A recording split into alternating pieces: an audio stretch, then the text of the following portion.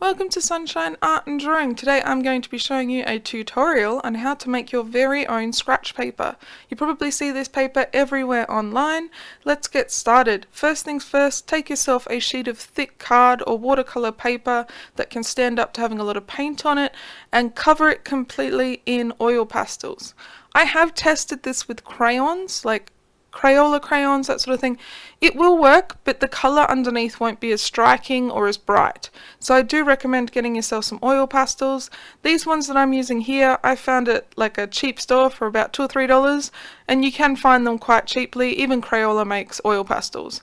So cover the entire page, use lots of different colours. I decided I would do sort of like blues and pinks on one side and then do greens and oranges on the other, just to make it interesting. And make sure you have very thick layer and also blend them together a bit. You don't want any white patches. You will get some of this on your hands. Just try and be careful not to sort of smudge it. But to be honest, it doesn't really matter because you're going to be covering the entire lot in black paint. So if you do make any mistakes, it's going to be covered up. And I made sure to sort of use lots of different colors because I think that's probably the best idea, is to have lots of different bright colors. As you can see, I've got a nice streak of orange there, a bit of yellow to finish it off, and then I grabbed the rest of the colours and just added in any over the top of any white spots that I could see, just to make sure it's a nice solid layer of the oil pastel. And as you can see, I'm just adding a bit more green and a bit more of that light colour and blending them all together just to make sure there's no harsh edges as well. This is pretty easy to do and it's pretty quick. And just make sure to brush off any loose little bits and cover any white spots you've missed. I had to get pulling all the paper off because I needed to get to more of the colour. But as you can see, I'm going back over them just to make doubly sure that I have not missed any white spots and to make sure that it's a good thick layer, not just a light layer. And this takes a little bit of time and it works better if you're quite careful. Try and get all the little bits off. If you use like a rough kind of brush, that can be helpful to get all the little flecks of oil pastel off, because that will make the paint adhere a bit better. And then once you've done that, clean up your desk just to get rid of all of those little bits of pastel, because you don't want those getting into your artwork. It'll make it all weird and bumpy and sort of ruin the effect. So sort of tip any of that off, clean off your desk, and get nice piece of paper to cover your desk, and you want to mix in half paint and then half of dishwashing liquid. So say if you've got a tablespoon of paint, you probably want to put in about a tablespoon of dishwashing liquid, so it's half and half, and then really mix it together.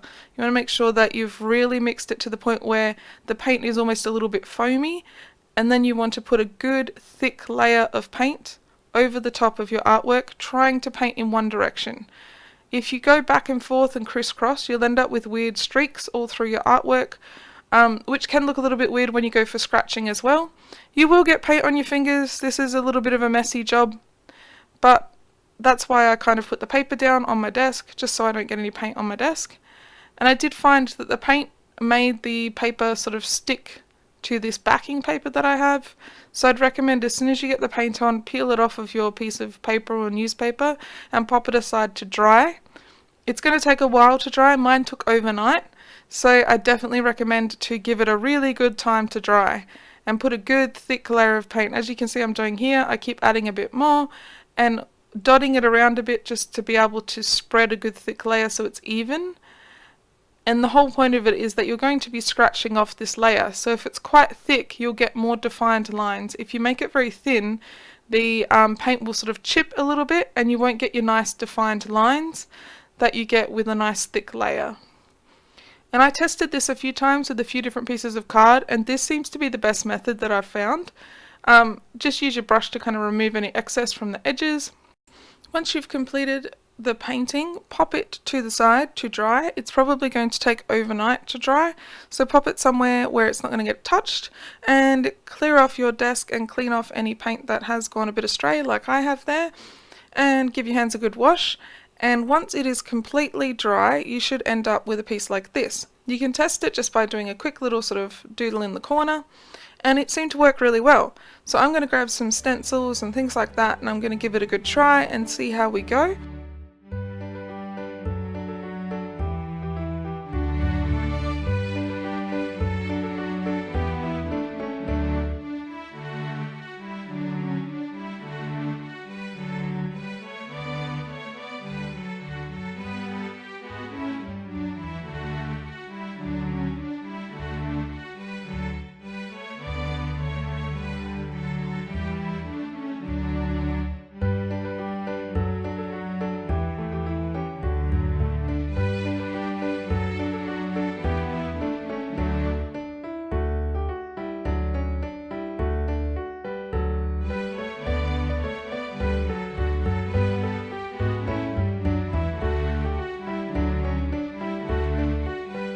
I just wanted to say that the homemade stuff works just as well as the store-bought scratch paper.